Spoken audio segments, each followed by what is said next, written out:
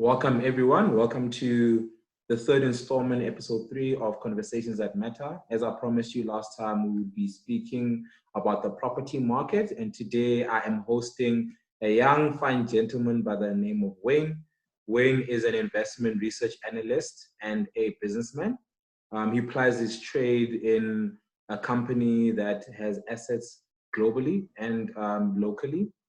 So I invited him to just pick his brain and get some insights from him as to what's happening from a property perspective globally on a macro level and on a micro level, just to find out how does that impact you and I as regular customers who do regular activities. So welcome, Wayne. I'm sorry if you wanted to intro yourself. I might have stolen your shine a bit there, but maybe you don't want to blow your own horn. I don't know. No, not at all, and I'm not shy. But thanks for the invite, man. It was a great introduction. Awesome. So I want us to just dive straight into it, right? Yeah. So as you and I both know, I try to read sometimes. So I know that the property market has been going through a very difficult time. It's been going through a very turbulent time. And I wanted to find out what is sort of the biggest challenge that the property market is facing at the moment? Yeah. So, Garav, as you would know, the economy is struggling, and it's not just the property market. I mean, I'm sure you know, even before COVID-19, our economy has been sluggish. I mean, we've been trying to avoid this technical recession. Moody's, has just downgraded us, I think in March. And, it only makes sense, that the property sector, follows, our economy's performance. So if the economy is not doing well, property is also not going to do well. I mean, if you take a look at from a tenant landlord perspective, if you are a tenant and the economy is struggling and you get hit by a pandemic like COVID-19, some companies actually struggle to pay people's salaries, and you can imagine those people will be unable to pay their rents, right? So if you are a landlord and someone tells you, look, I cannot pay for my for my rent this month, because I didn't get paid, or the company has halved my salary. I mean, if you're a landlord, you have to understand. I mean, if banks are giving people payment holidays, as a landlord, it only makes sense that you also be more sympathetic of the situation. So tenants, landlords, all of them are struggling. If you look at restaurants in shopping malls, for instance, those guys. I read somewhere in some research, they say restaurants in SA make most of that 80% of that revenue comes from sit-ins. So when you go and buy your food at restaurants, you want to sit down. And restaurants, I'm not talking about fast food, McDonald's, Nando's, etc. I'm talking about when you have a normal restaurants.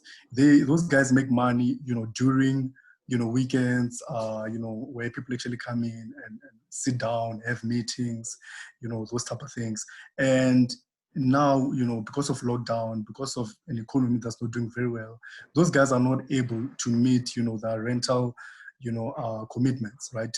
And yeah, and that drills down to the landlord. So everyone in the property space, is having a hard time because of COVID-19, and also our economic condition, pre-COVID-19. So to answer your question, in short, the property sector is struggling, and it has been struggling, before COVID-19. COVID-19 just has made it more worse. Okay. So in simple terms, what you're saying is we were going to face challenges, even if COVID-19 didn't happen. Already the economy was in a bad state, and like it or not, we were going to have some of these challenges that we're facing now. It's just that COVID-19 sort of added to our stresses and our problems. Yes. That's what I'm saying. Yeah, and I mean, I agree as well, because I know that you have companies like Nando's, companies like Ocean Basket that are very sit-in based, where Sure. of their revenue comes from people actually sitting and dining there. And if that isn't happening, right, and they don't do deliveries because financially it doesn't make sense for them to do that, then you have someone who is not going to work because of that, right? They're gonna maybe use less staff. And I'm sure that would then have an impact, right, on a person who is maybe staying in a township or something like that. Yes. Yes. So, like I've read somewhere, I think some research that was done by, I think it's Time Bank.